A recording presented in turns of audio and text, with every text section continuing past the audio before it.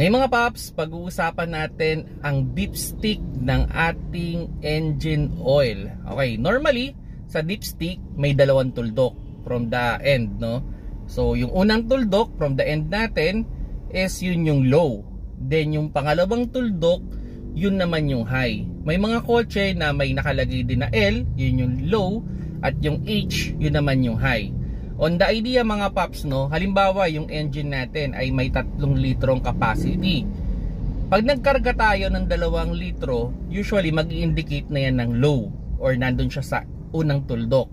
Then pag kinakarga na natin yung huling liter ng oil, doon na tumataas yung oil natin dun sa dipstick. So pag nakarga na natin 3 litro, so mag-i-indicate na yun normally ng high. Pero may mga pagkakataon na pwedeng kulangin o pwede rin namang sumobra. On the idea mga paps, no, mas okay na laging nasa high yan. Pero hindi naman recommended na laging nasa low yan. Kasi ang problema pag nasa low yan, sabihin na natin 2 litro lang yung nagsisirculate na oil dun sa loob ng engine.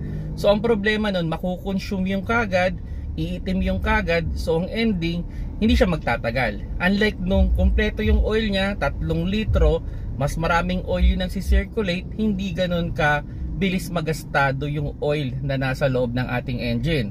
Then on the idea rin, ano, halimbawa tayo ay nag-change oil, so nasa high, then tumakbo tayo ng mga 5,000 kilometers. Normal naman na medyo bumababa ng konti. So from high, pwedeng mabawasan niya ng mga 5 to 10%. Okay? So hindi naman unusual yun. Kasi kumbaga syempre yung oil natin umiinit yan. So nababawasan, lumalapot ng lumalapot. Kaya ang effect nun, kumukonti ng kumukonti yung oil. Well, kung yan ay mineral, dapat mo nang palitan. Pero kung yan ay polysynthetic naman, pwede mo namang i-top up yan. Pero option nyo na yun, ano, kung ano yung gusto ninyong gawin doon. Pero kung sakali halimbawa in 5,000 kilometers from high, nag-low o kumalahati, yun, medyo hindi yun normal. So siguro mas maganda dyan, i-investigate ninyo saan napupunta yung oil na nawawala. So pwedeng magkaroon niya ng tagas sa ilalim.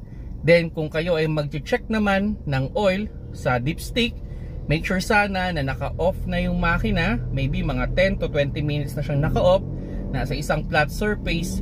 Then sa unang angat, punas nyo muna. Then pangalawang angat, dun nyo makukuha yung mas tamang level ng oil. Okay? Kasi pag yung umaandar yung makina natin, nag-check tayo ng oil, hindi siya ganun ka-accurate kasi yung oil nagsisirculate pa doon sa loob ng ating engine.